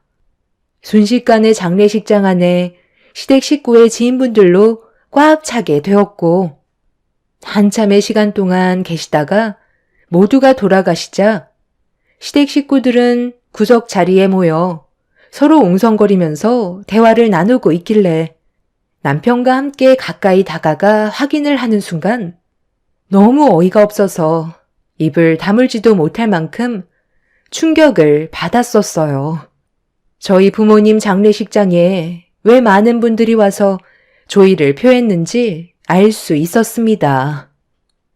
옥자는 나보고 온 건데 왜 당신이 가져가는 건데? 당장 이리 내놓지 못해요? 당신 지인분들 것만 가지고 가라니까. 오래간만에 제대로 된 돈 좀 만져보네. 당신 친구인 건 알겠는데 나도 옥자 씨한테 문자 보낸 거 같은데. 이거 봐봐. 나도 연락했잖아. 당신 얼굴 보고 온 건지 아니면 내가 연락해서 온 건지 그것부터 물어봐야 되는 거 아니야? 옥자 씨가 그래도 좀 살아서 그런지 꽤 많이 넣어놨네. 거기에서 10만 원만 놔주면 안 될까? 이번에 등산복 좀 좋은 걸로 하나 장만하고 싶은데 돈이 한두 푼 드는 게 아니잖아. 큰며느리는 시애비한테 용돈 챙겨줄 생각 없는 거니? 너도 지인분들이 만만찮게 온 것 같던데. 아버님, 오늘 들어온 돈은 각자 가지기로 했었잖아요. 이렇게 돈 들어오는 게 쉬운 것도 아닌데 얼마나 된다고 여기서까지 뺏으려 하시는 거예요? 매달 용돈 드리잖아요. 어머님한테 달라고 하세요. 저는 이 돈 보태서 안마 의자 하나 살 거라고요. 집에서 부업하는데 온몸이 쑤신다니까요. 당신은 얼마나 들어왔어? 나는 생각보다 몇 명 오지 않아서 금액이 많지는 않네. 오래간만에 낚싯대 좀 몇 개 사려고 했는데 덕도 없겠다. 엄마, 저 돈 좀 주시면 안 돼요? 네가 나한테 돈을 줘야지. 엄마가 너한테 돈을 줄 나이니? 여태까지 뒷바라지 해준 것만도 감사하게 생각해야지. 집에 낚싯대도 많은데 뭐하러 또 사겠다는 거야? 엄마 해외여행 좀 다녀오게. 그 돈 엄마한테 줘라. 이럴 때 효도하는 거지. 언제 하려고? 맨날 말로만 그러지 말고 이번 기회에 제대로 된 효도 좀 해보라고. 다들 여기서 뭐 하세요? 갑자기 많은 분들이 오셔서 뭐 하시는 건가 싶었는데 이게 목적이었어요? 세상 떠나신 장인 장모님을 이용해서 돈을 받으려고 이런 일을 꾸민거냐고요. 그 돈들 도로다 넣어두세요. 여기에서 먹고 마신 음식들이 얼마인 줄 아세요? 어떻게 가족이라는 사람들이 다들 이 모양인 거예요? 먹고 마시는 거 얼마나 나왔다고 그래? 그 정도는 너희 보고 온 사람들의 조의금으로 충분히 충당할 수 있잖아. 기회는 왔을 때 잡아야 되는 법이야. 돈 들어올 곳이 생겼는데 이런 좋은 기회를 놓칠 수야 있겠어? 한 사람만 세상 떠났다면 오지도 않았겠지만 너희 사돈이 두 분 다 세상을 떠났으니까 꽤 많은 사람들이 위로해 주려고 찾아온 거다. 와준 것만도 감사하게 생각해야지. 그리고 사돈 두 분 생전에 우리랑 아는 지인분들 같이 동반 여행도 가고 식사도 가끔 했어서 다리 건너 하시는 분들이라 어려운 발걸음 하신 거야. 우리 여기서 이럴 게 아니라 볼일 끝났으면 이제 그만 집으로 가서 해결 보자고. 저는 시댁 식구들의 생각 없는 행동들 때문에 너무 충격을 받아 주저앉아 그 모습들을 멍하니 바라만 보고 있었고, 남편은 시댁 식구들을 밀치면서 각자 나눈 조의금을 뺏으려고 난리를 쳤어요. 하지만 시부가 남편을 밀치면서 제지를 했고, 시댁 식구들은 급하게 장례식장을 빠져나갔습니다. 저희 부모님의 장례를 이용해 돈 벌 생각을 한 그 사람들을 용서해주고 싶지 않았어요. 더 이상 인간들이 아니라고 생각했고, 부모님의 합동 장례가 끝이 나면 두 번 다시는 얼굴을 보고 싶지 않았습니다. 그렇게 저희 부모님의 장례를 힘겹게 끝을 낼 수 있게 되었고, 시댁 식구들과의 연락은 전부 차단했어요. 앞으로 어떠한 도움을 요청한다 해도 조금도 도와주지 않을 생각이었죠. 시댁 식구들 또한 저희 부부에게 더는 연락이 오지 않았고, 그렇게 2년이라는 시간이 흘러버렸습니다. 부모님이 세상 떠나신 지 2년이 넘어가는데도 실감이 나지 않더라고요. 부모님과 함께했던 동네만 지나쳐도 생각이 나서 저도 모르게 눈물이 날 정도로 시간은 더 필요했어요. 부모님께서 세상을 떠나시기 전에 남편과 좋은 관계를 유지해 와서 그런지 저처럼 같은 아픔을 느끼고 있었죠. 그래도 산 사람은 살아야 되기 때문에 하루하루 열심히 살았었어요. 아이들도 하루가 다르게 자랐고, 그래도 가족끼리 좋은 추억도 많이 만들려고 정말 많이 노력하면서 살아왔습니다. 아이들은 저만 바라보면서 살아오기 때문에 부모를 떠나보낸 슬픔을 가지고 계속 살아갈 수는 없었죠. 이런 삶을 유지해 오면서 사는 동안 저희는 체인점도 몇 개 오픈하게 되었고, 안정적으로 가게 운영을 할 수 있었어요. 그런데 최근에 오픈한 가게에서 연락이 왔고 황당한 말을 듣게 되었습니다. 저희와 가족이라면서 음식을 무상으로 가져가려는 손님 때문에 곤란한 상황에 처해 있다며 어떻게 해야 될지 몰라 사장님이 저에게 전화를 하셨어요. 제가 바꿔달라고 하자 수화기에서 들려온 목소리는 다름 아닌 아주버님과 형님이었습니다. 2년이 지나고 처음 듣게 된 목소리였죠. 기분이 좋지 않았지만 이제 막 오픈한 가게에 안 좋은 소문이 돌면 안 되기 때문에 침착하게 대응을 했어요. 무슨 일 때문에 오픈한 가게에서 소란을 피우냐고 물어보았죠. 재수씨, 오래간만이에요. 그동안 잘 지내고 있었어요? 아니, 우리 동네에 체인점을 냈으면 먼저 연락을 줬어야죠. 한잔하고 집에 들어가려는데 재수씨 가게가 딱 보이길래 너무 놀라서 들어와 보니까 알고 보니 체인점이더라고요. 요즘 상당히 잘 나가나 봐요. 저희는 매일이 아주 죽을 맛인데 혼자서 잘 먹고 잘 살면 좋아요. 맨날 술 생각나면 여기 와서 먹어도 되는 거죠. 가족이니까 여기에 있는 음식들은 전부 무상으로 먹어도 되는 거잖아요. 새로운 지역으로 이사와서 적응하는데 시간이 좀 걸렸었는데 여기서 재수씨 가게를 보게 될지는 정말 몰랐네요. 그런데 이 사장이 내가 가족이라고 했는데도 음식값을 지불해야 된다고 하잖아요. 그런 말을 들었는데 화가 안 나겠어요? 이왕 이렇게 된 거 몇 개 더 시켜 먹는 게 좋겠네. 그렇게 해도 괜찮은 거죠? 나도 할 말이 있으니까 좀 바꿔줘 봐봐. 여보세요? 동서, 나야. 그동안 잘 지내고 있었지? 요즘 우리 먹고 살기도 힘든데 나 여기서 아르바이트 하면 안 될까? 우리가 생활이 많이 힘들거든. 그래서 살 길이 막막한데 오래간만에 통화한 김에 우리 좀 도와줘. 언제까지 이렇게 살 순 없잖아. 하루하루가 정말 힘들다고. 일단 그런 건 나중에 다시 얘기하는 걸로 하고요. 이제 막 오픈한 가게이기 때문에 거기에서 그러지 말고 나오세요. 제가 사장님한테는 좋게 말씀드릴게요. 그래, 알았어. 동서가 원하는 대로 해줄 테니까 언제 다시 연락 줄 건데? 나 내일부터 여기 와서 일하면 되는 거야? 미리 돈부터 당겨주면 안 될까? 갑작스럽게 연락을 하게 된 형님네외는 어이없는 말들을 늘어놓고 있었죠. 둘 다 술에 취해서 혀까지 꼬여서는 제대로 말도 못하길래 일단 대충 둘러대고 돌려 보냈습니다. 이런 상황을 남편도 듣게 되었고 저희는 다음날 새로 오픈한 가게로 출근을 했어요.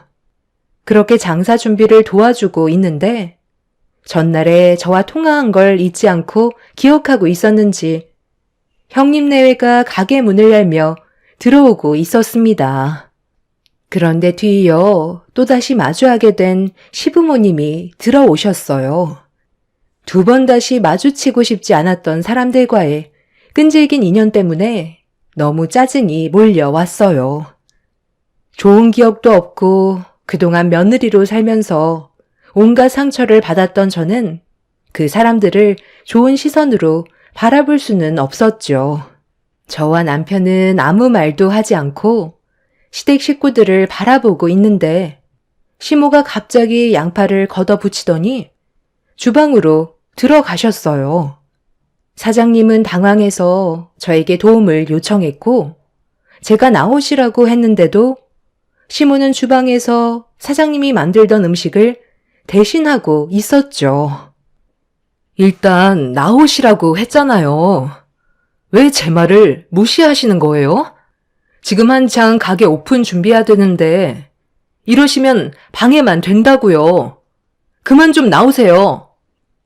어제 나랑 얘기했던 거 기억 안 나? 나 오늘부터 여기에서 일하기로 했잖아. 내가 힘들까봐 아버님 어머님께서 도와주신다고 하셨거든. 가게가 오픈한 지 얼마 되지 않아서 정신없고 포장 주문 손님들도 많다며. 그럼 일손이 부족할 거 아니야. 여기 직원 몇 명으로 돌아가는 건 쉽지 않잖아. 그 대신 우리 부부랑 아버님 어머님 월급까지 신경 써줘야 되는 거 알지? 이래서 가족이 있어야 되는 거야. 힘들 때 항상 옆에서 도와주잖아. 우리가 그동안 얼굴 안 본 사이에 동서가 많이 힘들었는지 살이 아주 쏙 빠졌네. 몸도 고생, 마음도 고생했으니 얼마나 힘들었겠어. 앞으로 걱정하지 말고 나한테 전부 다 얘기해. 해줄 수 있는 건 다 해줄게. 일단 테이블부터 닦아야 되겠지? 이 가게는 배달 위주라서 그런지 홀에는 테이블이 몇 개 없네. 남의 가게에 무작정 들어와서 행패 부리지 말고 그만들 나가주세요. 가족이면 이렇게 밀고 들어와서 억지를 부려도 되는 거예요? 경찰이라도 부를까요? 그럼 오늘 우리가 일하는 거 보고 결정해라. 그럼 되는 거 아니니? 아들, 너는 도대체 누구 편인 거야? 내가 남도 아니고 너를 낳아준 엄마인데 계속 매몰차게 행동할 거니? 엄마가 전부치는 건 기가 막히게 하는 거 알지?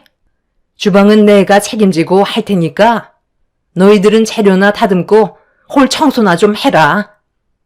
한번 해보고 싶은 대로 해보세요. 사장님, 새로 고용한 직원이라고 생각하시고 제대로 굴려주세요. 그리고 채용을 할지 안 할지 그건 제가 생각해 볼게요. 사장님은 당황한 얼굴로 시댁 식구들에게 일거리를 제시해 주셨고 저는 그 모습을 빤히 쳐다보고 있었어요. 남편은 저에게 무슨 생각으로 그런 거냐며 물어보길래 시댁 식구들이 무슨 생각으로 왔는지 확인해 보고 싶다고 전했어요. 그렇게 한 3시간 정도 지나자 처음에 열심히 하겠다는 의지와 다르게 계속 제 눈치를 보면서 불만 섞인 표정으로 가게 일을 도와주길래 무슨 문제가 있냐며 제가 여쭤봤어요. 그러자 주방에 있던 시모가 언제까지 서서 전을 부쳐야 하냐고 뒤집개를 집어 던지셨습니다. 저는 흥분하지 않고 침착하게 주방으로 들어가 던진 뒤집개를 다시 주워들어 시모에게 건네드렸어요. 돈을 벌려고 왔으면 똑바로 일을 하는 게 맞는 거 아니냐며 이런 식으로 일을 하면 돈을 줄 수 없다고 말씀드리자 시모는 툴툴거리면서 다시 뒤집개를 집어 들었습니다. 저는 시모 옆에서 묵묵히 음식 만드는 걸 지켜보고 있었는데 갑자기 다시 한번 뒤집개를 던져 버리시더니 가게가 떠나갈 정도로 화를 내면서 막말을 퍼부으셨어요. 꼴값 그만 떨고 제가닥 전이나 붙여라. 시애미가 힘들게 땀 흘리면서 이 짓을 왜 해야 되는 건데?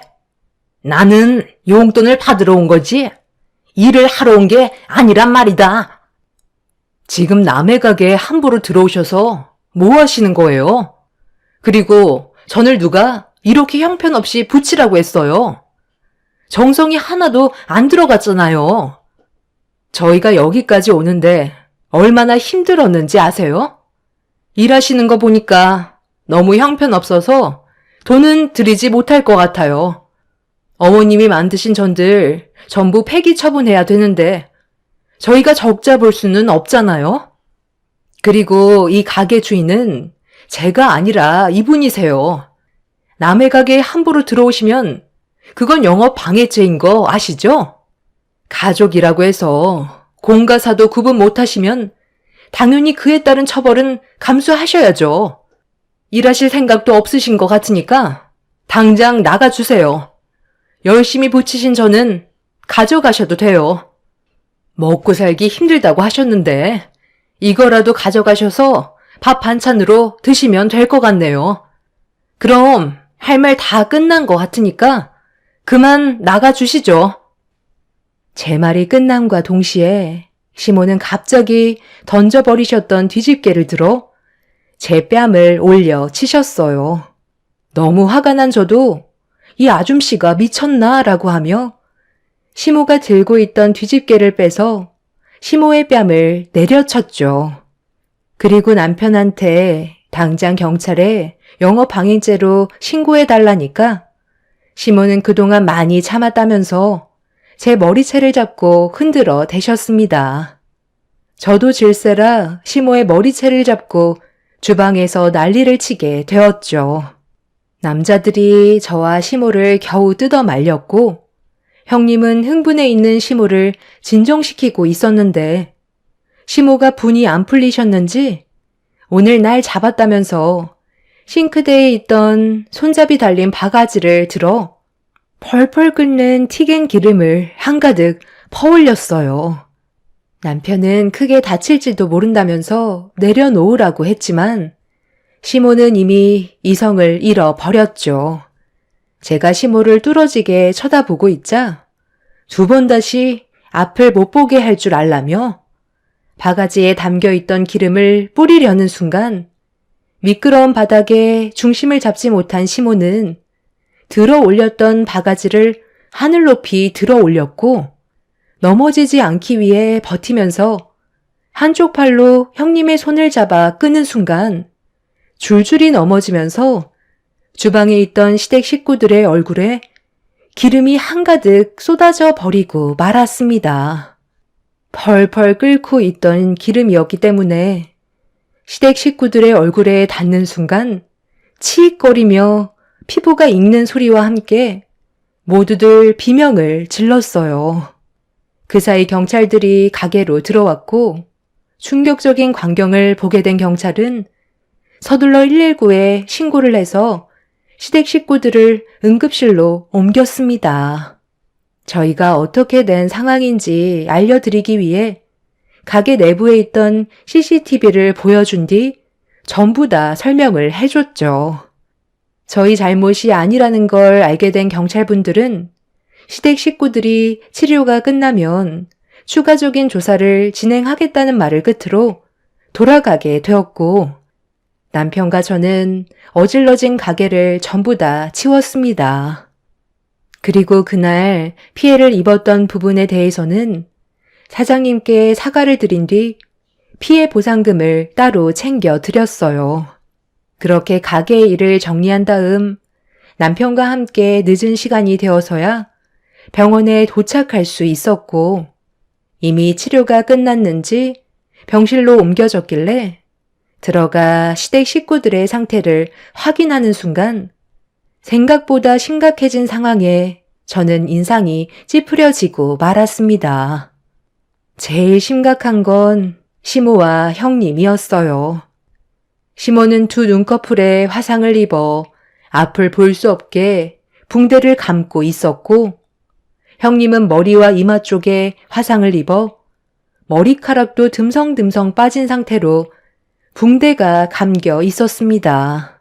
옆에는 아주버님과 시부가 누워 계셨는데 목 쪽과 몸에 화상을 입은 상황이었죠. 기막힌 광경에 남편도 그 모습을 바라만 보고 있었습니다.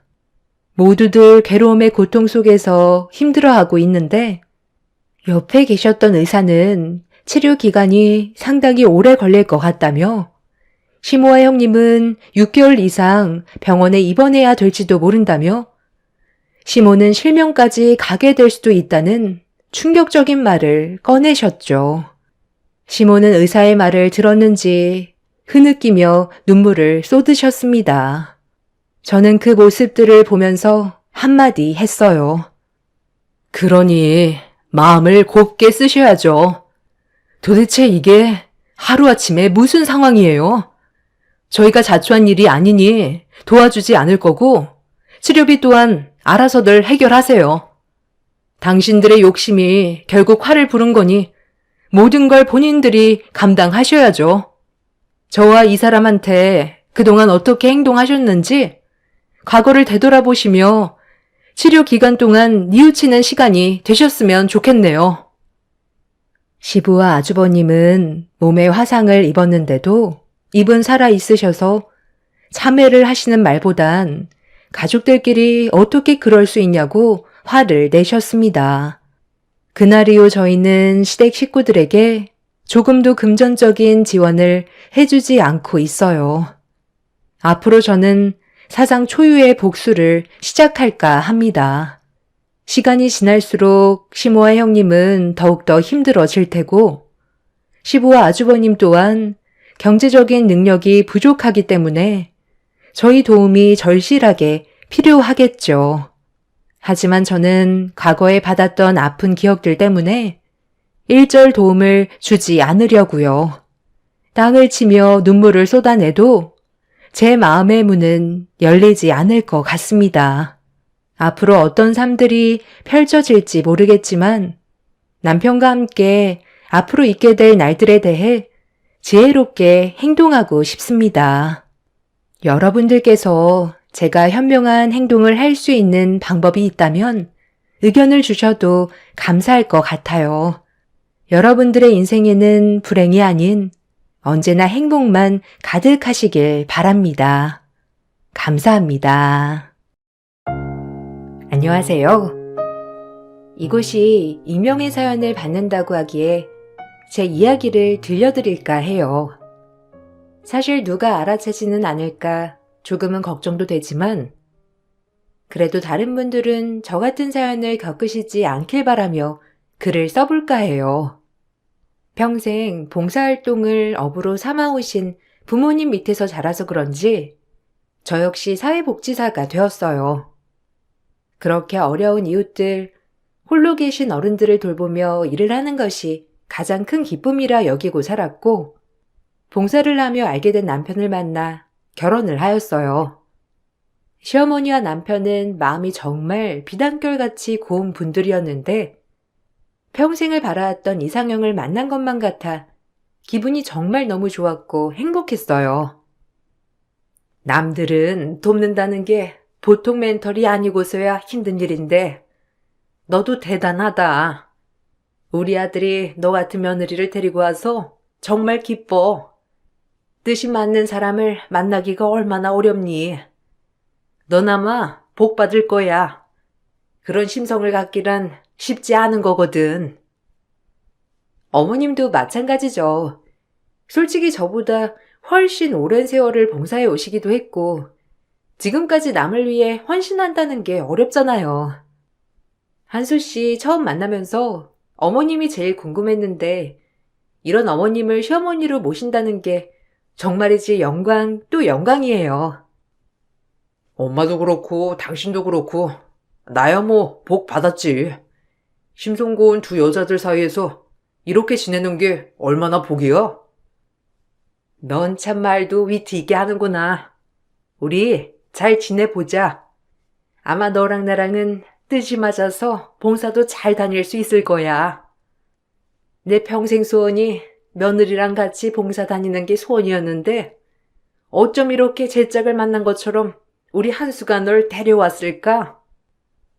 저야말로 마음이 비단결 같은 어머님과 한수 씨를 만난 게 정말 복이죠.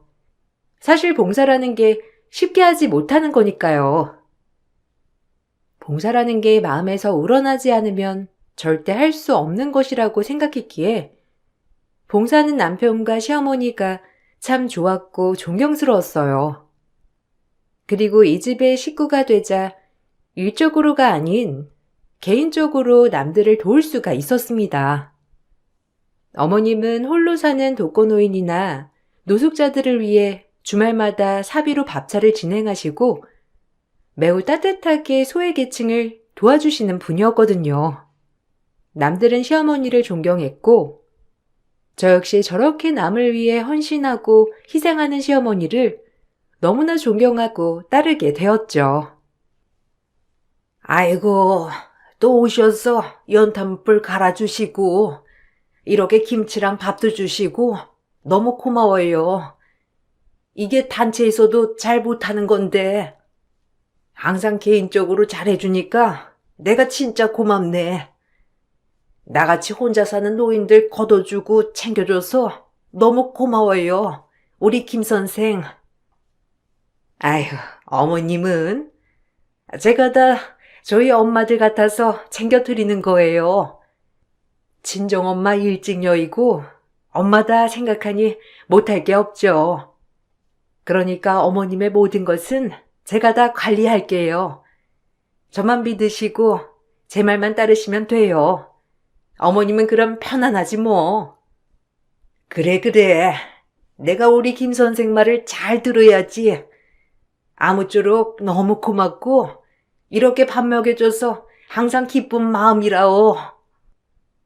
그렇다고 시댁이 부유하다거나 남에게 막 퍼줄 정도로 잘 사는 집도 아니었는데 그저 본인들이 안 먹고 안 쓰고 남을 위해 도와주는 것이었기 때문에 오히려 이런 부분에서 더욱더 존경할 만하다고 느끼게 되었고 남편마저도 멋있어 보였어요. 어려서 봉사를 많이 하는 부모님이었던지라 이런 부분이 위화감이 들거나 이질감이 들지 않았어서 그런지 시어머님처럼 살고 싶다는 생각을 가장 많이 했습니다. 내 입에 들어가는 것보다 남들 입에 들어가는 것을 더 소중히 생각하는 그런 착하고 선량한 사람이 되는 것이 제 목표였거든요. 저희 부모님도 대단했지만 시어머님을 보니 정말 입이 떨어지지 않을 만큼 멋있었어요. 선생님 아니었으면 저희는 지금 며칠을 굶는지 아마 셀 수 없을 거예요. 이렇게 베풀어 주셔서 정말 감사합니다.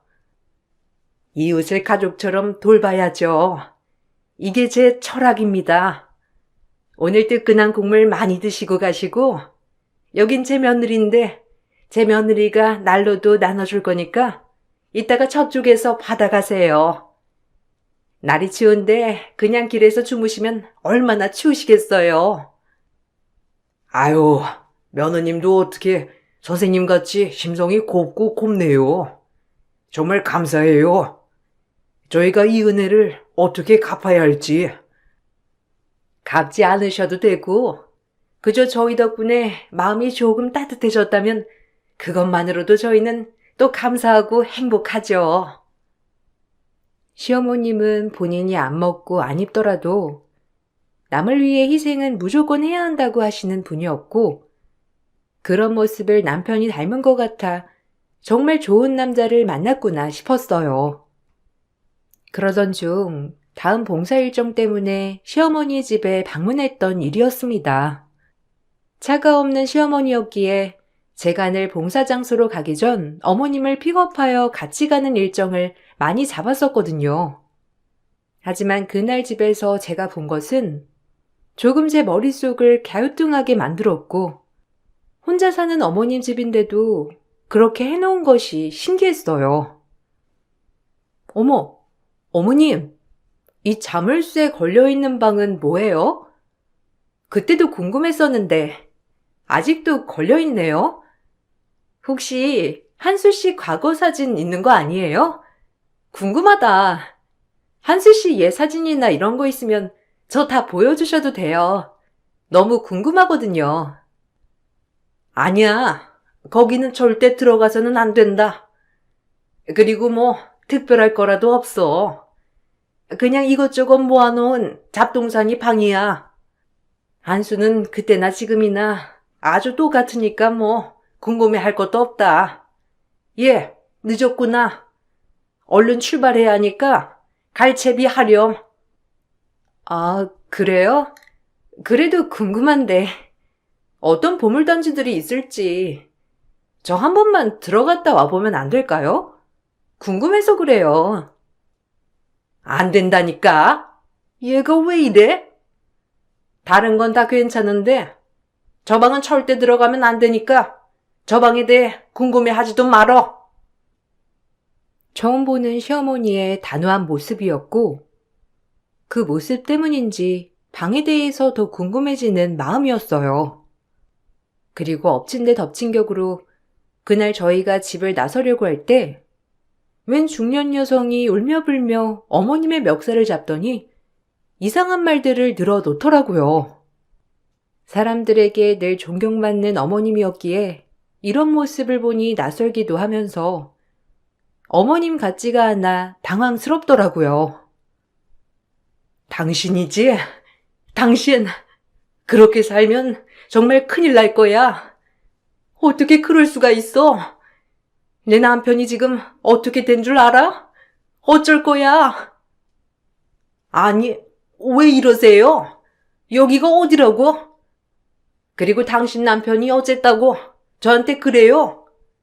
며느리야, 가자. 아침부터 정말. 그렇게 모른 척 한다면 다야? 내가 용서치 않을 거야. 그렇게 살다가 정말 골로 가는 줄 알아? 어디 한번 두고 보자고. 당신이야말로 정신 차려. 그러니 평생 이 꼴로 사는 거지. 아무리 내가 남을 위해 산다고 하지만 나한테 이렇게 막대해? 다신 찾아오지도 마요. 당신한테 무슨 사정이 있는지 듣고 싶지도 않으니까. 그저 나는 사람들을 위해 봉사하고 사는 것뿐이야. 남들 눈에 눈물 내면 본인 눈에선 언젠가 피눈물 날 겁니다. 지금은 와닿지 않겠지만 두고 보세요. 우리 집안을 풍비박산 낸 죄 언젠가 달게 받을 테니 보아하니 며느리인가 본데 정신 똑바로 차리고 살아요. 저 여자가 얼마나 무서운 여자인데. 뭐라는 거야? 이 여자가? 예, 듣지도 마라. 내가 아주 남을 위해 사니까 호구인 줄 아나 보다. 얼른 가요. 남의 집에 오지 말고. 웬 여자가 시어머니를 붙잡고 대문 앞에서 실랑이를 하였고, 시어머니는 절 의식하셨는지 어쨌는지 후다닥 모르는 척하고 차에 타버렸어요. 그리곤 저에게 봉사를 하다가 안 하면 본인들이 받은 건 생각 못하고 그저 원망만 한다고 정말 억울하다고 했죠. 저도 사회복지사로서 복지관에서 일할 때 그런 경우를 많이 보았기 때문에 그 당시까지만 해도 시어머니가 참 안쓰럽더라고요. 원래 아무리 잘해도 조금만 못하면 남 탓하는 세상이라고 생각했기 때문에 시어머니도 억울한 일이 있을 거라 생각했거든요. 어머님은 좋은 일 하신다고 하시는 건데 참 이럴 때마다 속상하시겠어요. 우리 어머님 속을 아무도 몰라주고 말이죠. 아휴, 어쩌겠니. 그래도 나에게 주어진 삶은 이렇게 봉사하는 삶이야. 봉사할 때 희열을 느끼고 마음이 따뜻해지거든. 애 아빠가 살아있을 때도 애 아빠랑 같이 봉사 다닌 것도 생각이 나고 내가 그 이모까지 더 열심히 해야 해, 이번 삶은. 저희 부모님도 제가 어려서부터 봉사활동을 많이 다니셔서 정말 대단하다고 느꼈는데 어머님에 비하면 세 발의 피 같아요. 고맙다. 그렇게 생각해줘서.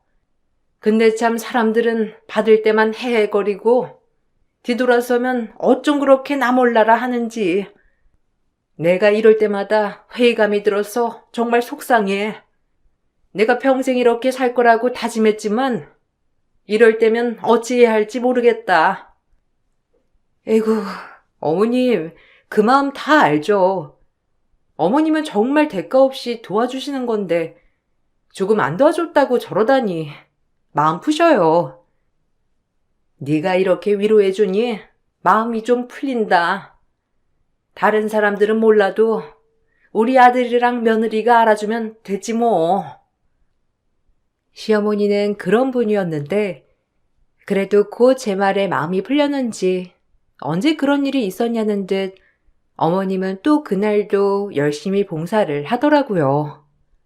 그렇게 시어머니와 남편이랑 틈만 나면 봉사하는 삶을 가졌고 그래서 그런지 저희 밥차에 자주 오는 노숙자분과 친해지게 되었어요.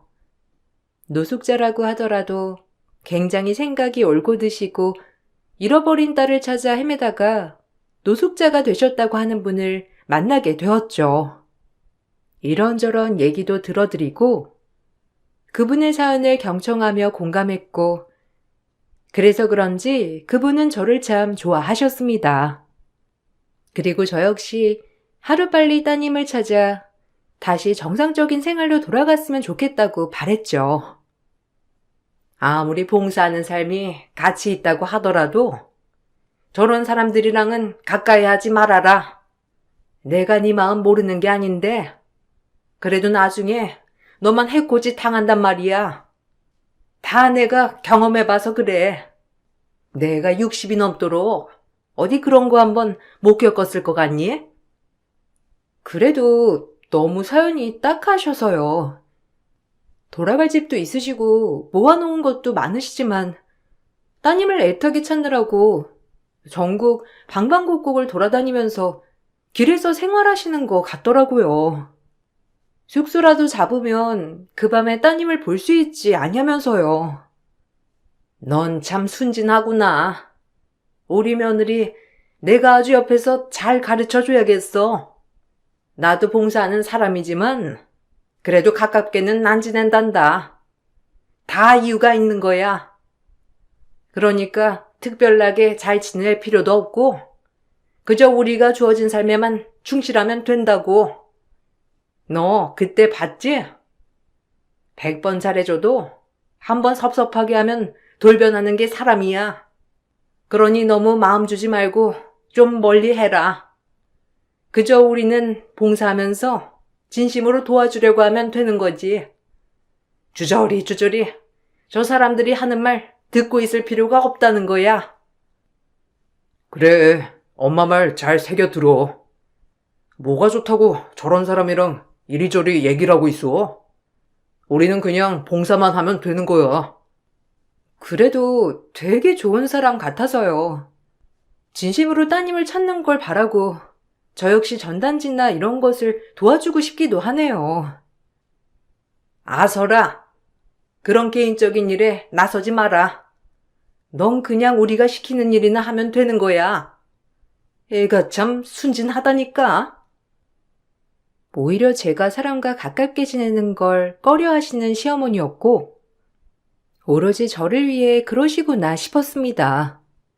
그리고 그 다른 날도 어김없이 어머님과 같이 봉사를 하러 가려고 어머님을 모시러 집에 도착했어요. 한참 인기척을 내도 나오실 생각을 하지 않으시는 어머님이 이상하여 집에 들어가 보니 어머님이 들어가지 말라고 한 그 자물쇠가 걸려있는 방에 문이 열려 있더라고요. 궁금하기도 했고 어머님이 안 계신 것이 이상하여 방에 들어가 보고 전 깜짝 놀라고 말았어요. 아니, 이게 다 뭐예요? 세상에나, 에르메스, 샤넬, 델보, 어머, 이게 다 얼마야? 이 방이 그런 방이었나요? 아니, 여긴 왜 들어와? 내가 이 방엔 얼씬도 말랬지? 너 내 말을 귓구녕으로 듣는 거냐, 마는 거냐? 얼른 나가! 어머님이 하도 대답이 없으셔서 들어와 봤어요. 화 푸세요. 아니, 근데 이게 다 뭐예요? 어머님 이거 다 어디서 나셨어요? 내가 젊었을 적 한두 개씩 사다 모은 거야. 그러니까 얼른 나가. 아유 참, 내가 너한테 이런 얘기를 늘어놔야겠어?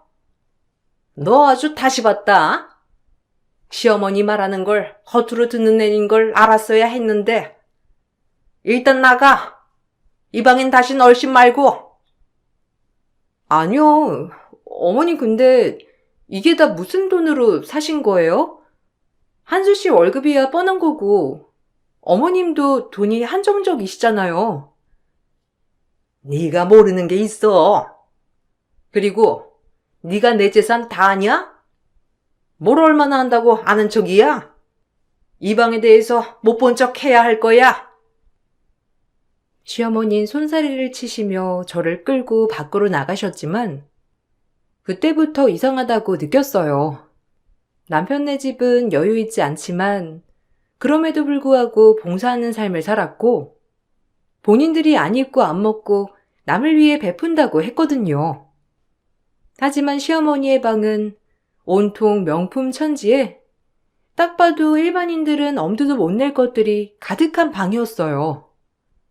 그것을 보고 이상하게 느껴졌고 남편에게 물어보니 남편마저도 별 대수롭지 않다는 듯 넘겨버렸어요. 일이 이렇게 되자 예전부터 조금씩 이상하다고 느껴졌던 것들이 와닿기 시작했는데 그래서 남편에게 이리저리 꼬치꼬치 물어보니 오히려 귀찮다는 듯 정색을 하고 화를 내는 남편이었습니다. 아니, 어머님 말이야. 정말 찢어지게 가난했는데도 불구하고 어떻게 그런 것들을 모을 수 있는 거지? 아무리 생각해도 이상해. 그럼 뭐 우리 엄마가 그걸 훔치기라도 했다는 거야? 다 가짜니까 의심하지 마. 엄마가 돈이 어디 있어서 샀겠어? 그러니까 이상하지. 자물쇠까지 잠가놓고 하나씩 매보고 계시더라니까? 내 눈으로 똑똑히 봤어. 어머님이 어디 그럴 뿐이야? 괜한데 신경 쓰지 말고 넌 너나 신경 써. 요즘 안 하던 소리도 하고 뭐 엄마한테 불만 있는 건 아닐 거 아니야. 우리 엄마가 어떤 사람인데 계속 이 얘기하면 우리 엄마 무시하는 걸로 간주할 테니까 더 이상 그 방 얘기는 꺼내지도 마. 나도 기분 나쁘니까. 당신은 내가 말하는 건 안중에도 없는 거야? 당신이 그렇게 말하니까 나도 어이없고 화난다. 우리 부부인데 남 같아. 부부 사이에도 모르는 게 있어야 하는 거야. 뭘 그렇게 다 알려고 들어? 그 얘기 다시 한번 꺼내면 나 진짜 가만 안 있어. 정색하는 남편도 이상했는데 그러다가 하도 신경을 써서 그런지 몸살이 나버렸고 응급실에 실려가게 되었어요. 제가 응급실에 갔다고 하자 시어머니는 버선발로 저를 위해 달려오셨고 집에 가서 밤새도록 저를 간호해 주셨어요. 아유, 세아가 몸이 이렇게 약해가지고 어디다 쓰니? 이런 몸으로 봉사까지 하니 병이 나지? 좀 쉬어야겠다, 우리 아가. 어머님, 감사해요. 그리고 죄송해요. 제가 괜한 걸 의심해가지고 친정이 멀어서 걱정이었는데 어머님을 뵈니까 저희 엄마 같으면서 꼭 안심이 되네요. 제가 그때 어머님한테 무례를 범한 것 같은데 다 잊으시고 용서해 주시면 감사하겠습니다. 그럼 다 잊었어. 그게 뭐라고 내가 마음에 담아두겠니? 모쪼록 아프지 말고 건강한 게 최고란다. 어서 쉬어. 그 모습을 보니 제가 이런 어머님을 괜히 의심했나 싶은 게 너무 죄송스러운 마음이었고 조금 자다 깨서 바람 좀 쐬러 베란다에 가니 시어머니와 남편이 속닥속닥 얘기를 나누고 있었어요. 그리고 전 그 얘기를 듣고 허겁지겁 나갈 채비를 하였죠. 역시나 제가 시어머니를 이상하게 느꼈던 것들이 다 맞아 떨어졌고 이 얘기를 듣자마자 소름이 쫙 끼치는 게 무섭더군요.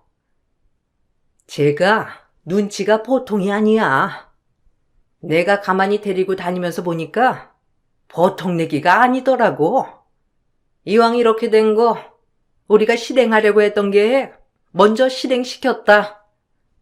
어차피 쟤 지금 제정신 아니기도 하잖아. 그래도 눈치 백단이니 안 들키게 너도 얼른 서둘러. 그래야 우리가 덤터기를 안 쓰고 예전처럼 털어버리고 살 수 있는 거야. 얼른 너도 마음의 준비를 해. 엄마 말 들어야죠. 하여간 괜한 걸 들쑤시고 다녀가지고 일을 복잡하게 만들어. 어련히 가만히 있으면 알아서 될 거를. 그러게 말이다.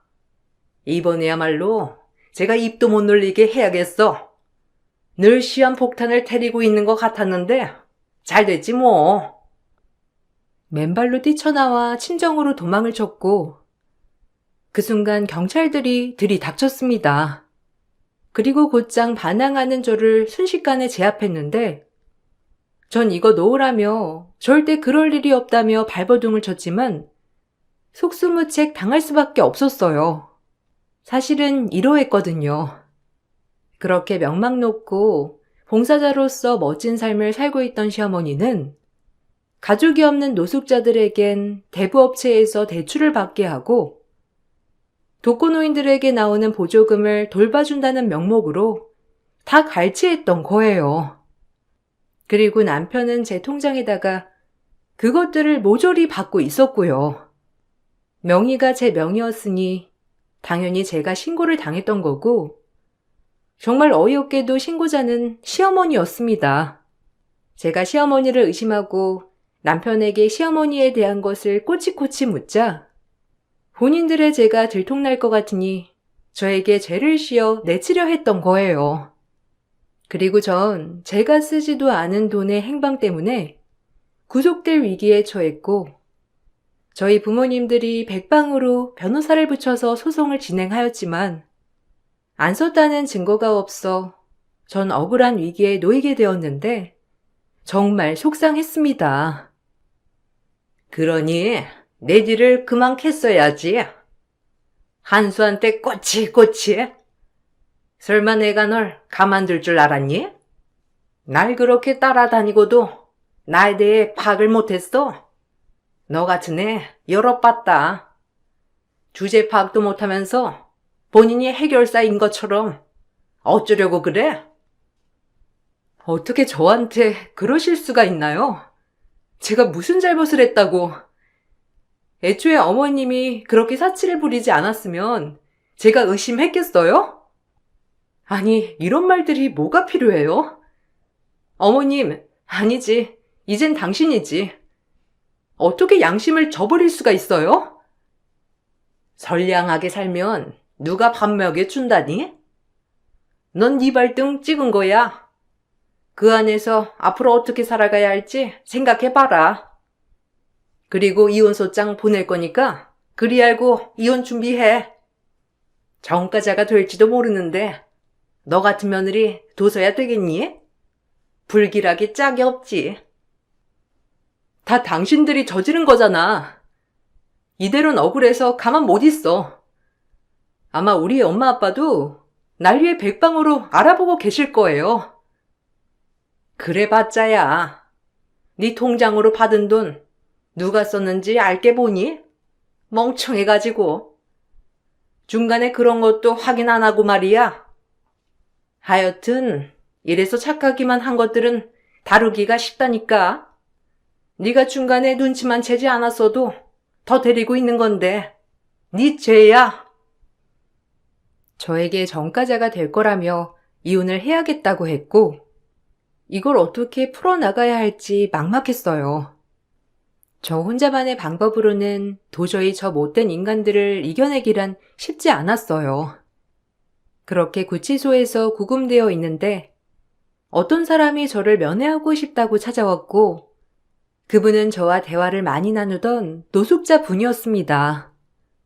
제가 놀라서 눈이 휘둥그레지자 얘기를 이어나가더라고요. 제가 선생님 사연을 들으면서 얼마나 황당하던지. 사실 우리 같은 사람들 사이에서 선생님 시어머니 되는 사람의 횡포는 돌고 돌아 소문이 많이 났었어요. 알면서 쉬쉬하고 모르는 척 했을 뿐이죠. 당장 밧줄이 끊기고 지원이 안 될까봐 그저 알면서도 모른 척 넘어가는 사람들이 많았던 거예요. 저희가 힘을 모아서 선생님을 도와드리려고 합니다. 어떠세요? 네? 정말이요? 저야 감사하지만 무슨 근거로 그런 사람들을 벌 주겠어요. 증거가 명백히 있는 것도 아니고 다 제 이름으로 되어 있는 건데 저도 제가 너무 한심해요. 그 사람들이 뒤에서 뭘 하는지도 모른 채 당하고 있었다는 게 말이죠. 증거는 저희한테 있어요. 저희가 입을 모아 증언을 해줄 거고 저 역시 핸드폰이 있었기 때문에 그 사람이 다른 노숙자한테 접근해서 대출을 받게 한 동영상도 있답니다. 그러니까 걱정 마시고 힘내세요. 그 사람들은 저희에게 목적이 있어서 잘해준 거지만 선생님은 정말 선량한 마음으로 저희를 도와줬다는 거 잘 알거든요. 그러니까 힘내시고 부디 용기 잃지 마세요. 또 제가 이 정도 갚는 거는 당연하죠. 선생님 때문에 우리 딸도 찾았는데 제가 어떤 일이 있어도 선생님을 꼭 구해드릴게요. 사실 대화를 많이 나눴던 노숙자분의 사연이 너무 딱해 전단지며 모든 인력을 동원해 따님을 찾는 것을 도와주었어요. 그 따님은 실종이 아니라 알고 보니 가출 상태였고 충분히 SNS로 찾을 수 있었어요. 나이가 지긋하신 분이었기에 SNS를 할 줄 몰랐고 그러기에 그저 길바닥에서 따님을 찾고 계셨던 거예요. 그리고 제가 이 사연을 얘기해주자 딸은 본인이 엄청 철이 없었다며 한달음에 본인의 아빠를 찾았답니다. 그로 인해 몇 년 동안 연이 끊긴 부녀가 상봉을 한 것이었어요. 그때는 사실 제가 한 게 많이 없어요. 그저 혹시 몰라 SNS를 검색을 해본 것이었는데 딱 맞아 떨어진 거죠. 그래도 그때 선생님이 기뻐하셔서 제가 더 좋았는데요, 뭐. 그래도 이렇게 도와주신다고 하니 염치 없지만 부탁드릴게요. 염치 없다뇨. 저에게 제 목숨보다 귀한 딸을 찾아주셨는데요. 기다리세요. 저희가 꼭 구해드릴 테니 걱정 넣어두세요. 정말 저에게 큰 힘이 되었고 그렇게 재판은 시작되었어요. 저희 부모님도 저를 위해 발벗고 나서주셨고 변호사와 그리고 증인들 또한 증거 목록까지 다 제출되었죠. 다른 노숙자들이 합심해서 저를 위해 증언을 해주고 동영상까지 제출이 되자 시어머니는 안색이 아주 창백해졌고 급격히 어두워졌는데 상대편 변호사 또한 예상하지 못했다는 듯 얼굴을 붉혔어요.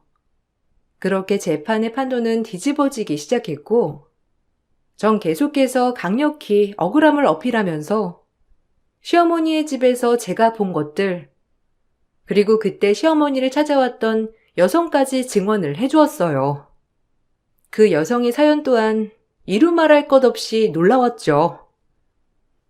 제 남편이 사업 실패로 저희를 볼 면목이 없다며 노숙자가 되었어요. 그래도 돌아오겠지라고 생각을 했었고 몇 년 뒤 엄청난 빚쟁이로 돌아왔습니다. 저 여자가 시키는 대로 대부업체에서 대출을 어마어마하게 받았더군요. 이미 신용이 없던 터라 금융권에선 대출을 안 해주니 대부업체까지 연결해주면서 다시 사업을 시작해야 하지 않냐고 꼬드겼대요. 글쎄 남편은 저렇게 물심양면 노숙자들을 위해 나서주니 당연히 좋은 사람일 거라고 생각해 대출을 받았고요. 그 돈은 저 여자가 갈취했던 거예요. 그리고 제 남편의 빚은 이미 엄청나고 집에 들어와 시름시름 앓다가 한 달 전에 세상을 떠났어요. 아니, 증거 있어? 나 때문에 죽었다는 아주 웃기는 여자 아니야? 지 남편이 능력 없어서 세상을 등진 게 왜 내 탓이냐고? 그리고 그 돈 내가 썼다는 거 어디 한번 증거 대봐. 여기 이 사람들 뭐가 그리 억한 심정이 있는지 정말 억울하네. 당신같이 뻔뻔한 여자들 절대 그냥 못 둬. 본인의 잘못을 돌아보질 못할 망정 아직까지도 죄가 없다고 철어내. 내 죄가 뭔데? 난 남들을 위해 봉사하고 헌신했어. 그럼 당연히 날 추앙해야지. 감히 내 뒤통수를 쳐? 너부터 요절낼 거야. 한 집안을 풍비박산 내놓고 요절이라니. 판사님, 이 여자 좀 보세요. 이렇게 뻔뻔하고 아주 악마 같다니까요. 시어머니는 그럼에도 불구하고 끝까지 잡아댔지만 정황상 시어머니의 사치성, 그리고 시어머님께 당한 사람들이 입을 모아 저를 위해 증언을 해주었기 때문에 죄를 피해갈 수 없었어요. 이미 그 노숙자 선생님이 찍은 동영상까지 증거로 제출되었고 정말 다행히도 대부업체 직원들까지도 입을 모아 말해 주었답니다. 그리고 남편도 마찬가지로 제 동의 없이 제 명의로 돈을 받은 점, 그리고 그 돈을 멋대로 써버린 것에 대해 죄를 달게 받았죠. 그렇게 시어머니는 징역 10년형, 남편은 6년형이 떨어졌어요. 전 드디어 누명에서 벗어났고 이 모든 것들은 저를 위해 도와준 사람들에게 갚아야겠다고 다짐했습니다. 정말 감사드려요. 어떻게 이 감사함을 갚아야 할지. 아마 선생님들 아니었으면 전 지금쯤 교도소에서 시간을 보내고 있었겠죠. 평생 다른 사람들을 위해 되갚을게요. 선생님들이 절 도와줬던 것처럼 저 역시 다른 사람들에게도 도움을 베풀게요. 아닙니다. 저희가 받은 게 더 많은걸요. 사실 저희는 있는 그대로 말한 것밖에 없고 저 역시 그 사람이 한 짓을 찍은 것뿐인걸요. 억울한 사람이 옥살이를 하면 안 되죠. 그렇게 죄인들은 뻔뻔하게 판을 치는데 우리 같은 사람들은 사회 소외계층이지만 그래도 저희의 말들이 힘이 있었다면 그걸로 만족해요. 선생님은 몇 안 되는 진정한 봉사자세요. 그렇게 말씀해 주시니 정말 몸둘 바를 모르겠네요. 아무리 죄인이 눈앞에 있더라도 남을 위해 나서주는 게 쉽지 않을 텐데. 아니요, 해야죠. 그 여자가 다시 봉사자 행세를 하며 다른 사람들 등을 쳐먹는 꼴을 그냥 둬선 안 돼요. 그럼 제 남편 같은 희생양이 또 존재할 테니까요. 그리고 선생님 같은 봉사자분을 위해 저희는 앞으로도 그런 사람들을 가만두지 않을 거예요. 오히려 저에게 좋은 말씀을 해주셨고, 저 역시 앞으로 정말 되갚으며 살아야겠다고 다짐했어요. 그리고 전 남편과의 이혼 소송에서도 승소를 하여 위자료를 받을 수 있었습니다. 또한 남편과 시어머니의 재산 또한 사기로 인해 이득을 취한 것이 분명하였기에 어느 정도 재판부에 회수되었고 전 그들을 보러 면회를 갔어요. 그곳에서도 당당한 시어머니가 웃기더라고요. 어떤 꼴을 하고 있나 눈에 담기 위해 갔지만 생각보다 아무렇지 않아 보이는 시어머니의 태도에 정말 몸서리가 쳐졌어요. 네가 지금은 이겼다고 생각하지? 걱정 마. 내가 나가서 다시 되갚아 줄 거다. 나 이렇게 죽지 않아.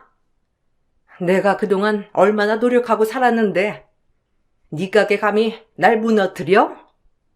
그 사람들도 미련하지. 네가 뭘 해준다고 너한테 붙어서는. 아직까지 반성하는 태도가 없는 걸 보니 정신을 못 차렸네요.